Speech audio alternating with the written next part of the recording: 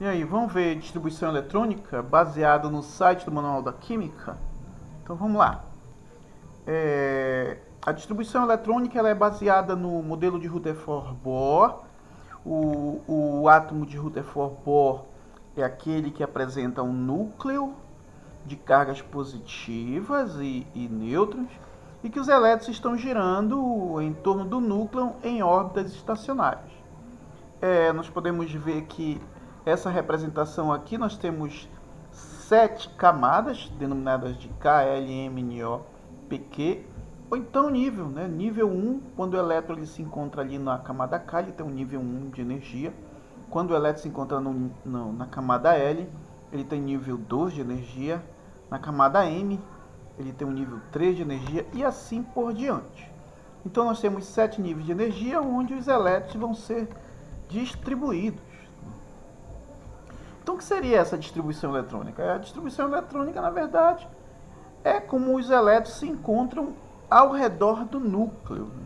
Uma distribuição eletrônica que depende de muita matemática, de muito estudo, mas não vai ser o nosso caso, que já está tudo certo.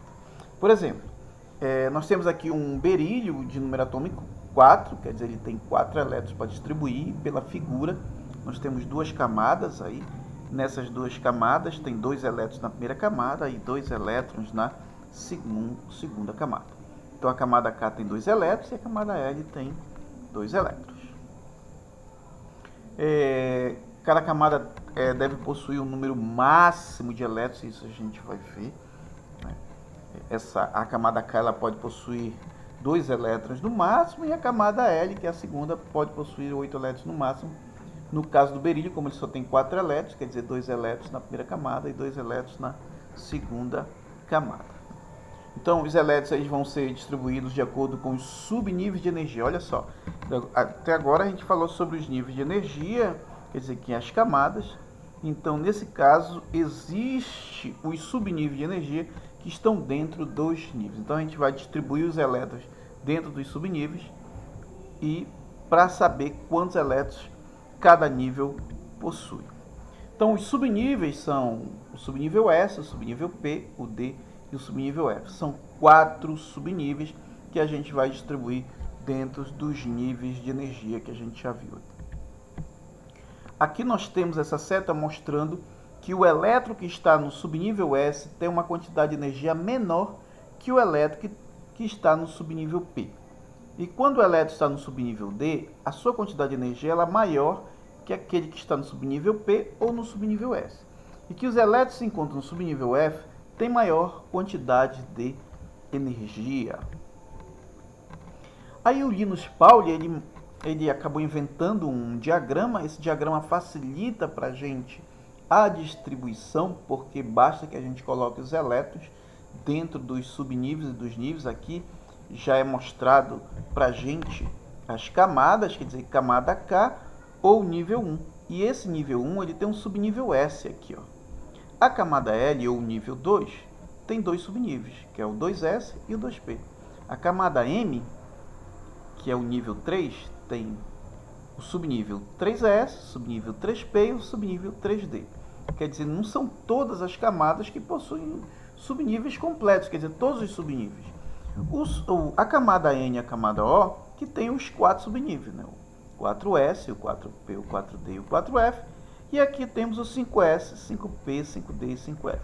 O que a gente vai fazer é distribuir os elétrons seguindo essas setas. A gente vai começar sempre pelo subnível 1S, depois a gente vai passar para o subnível 2S, e depois a gente vem para essa seta aqui, começando no subnível 2P, 3S. Mas isso a gente vai vendo na prática. Então, cada nível possui uma quantidade máxima de subníveis, que a gente já viu aqui, onde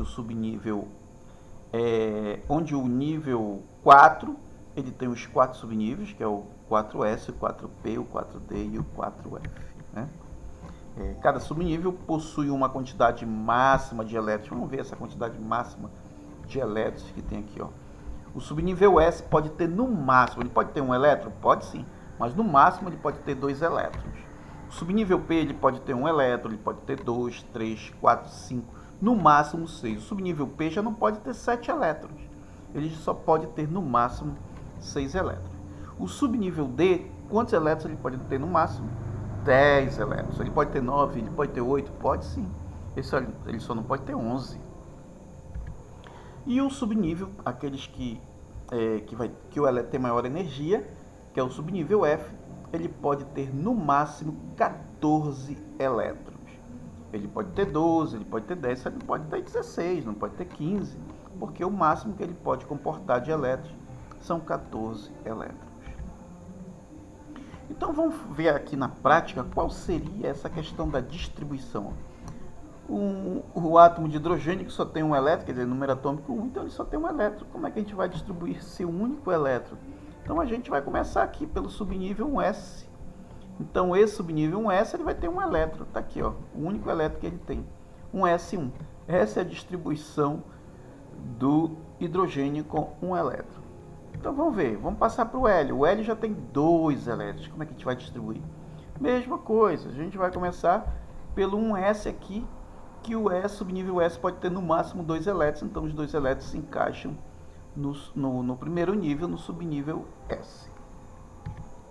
Mas se de repente nós temos um elemento que tem 3 elétrons, quer dizer, número atômico 3, como é que a gente vai distribuir esses 3 elétrons? Começando pelo 1s, só que esse aqui, 1s, o subnível S pode ter no máximo 2 elétrons, e o lítio ele tem no total quantos? 3 elétrons. Então eu vou precisar de um outro subnível. Então a gente vai para o subnível 2s.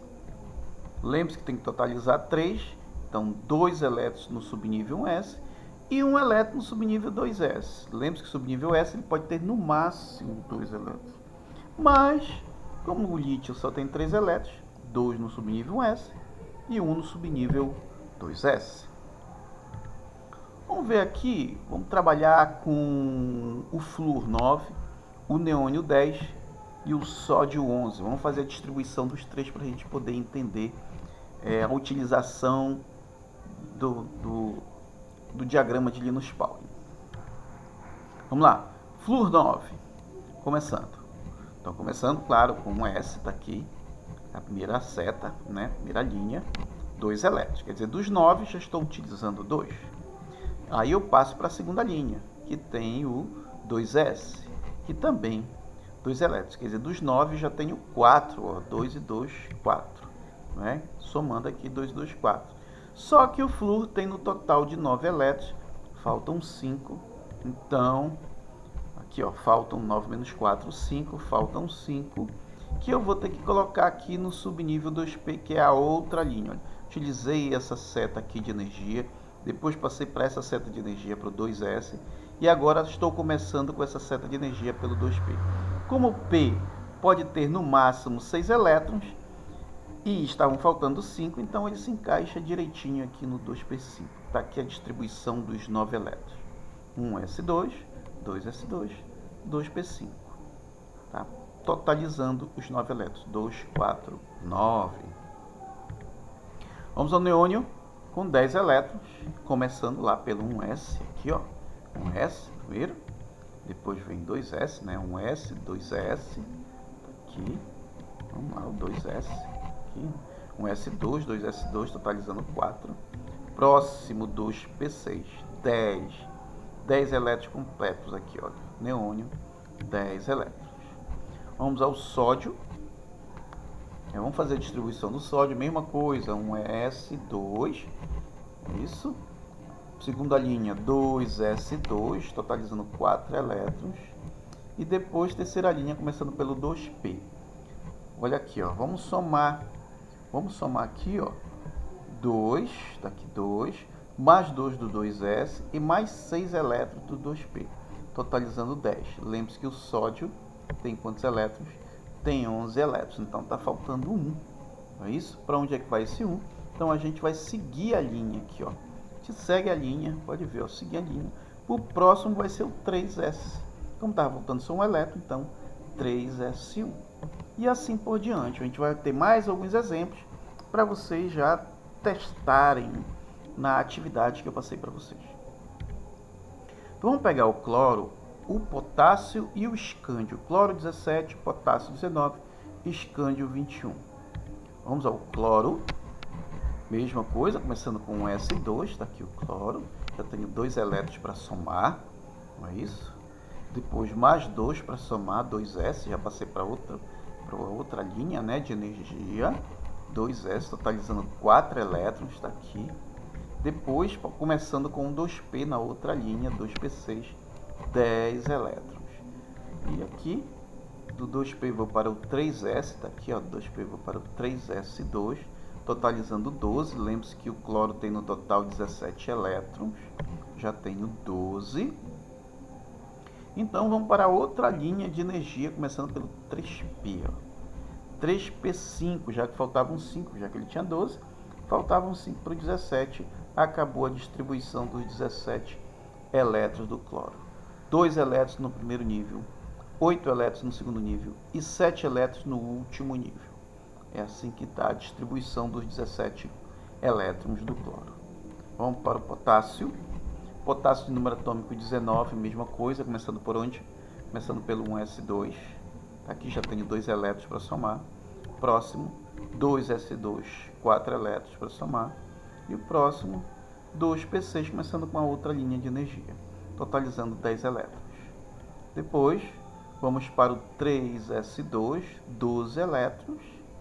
E 3p6, 18 elétrons. Lembre-se que aqui, olha, potássio é 19, então está faltando 1, que vai ficar no 4s1.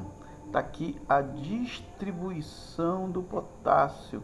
Os 19 elétrons do potássio tem 2 no primeiro nível, 8 no segundo nível, 6, 2, 8, 8 no terceiro nível e 1 elétron somente no último nível, na camada de valência, né, na última camada.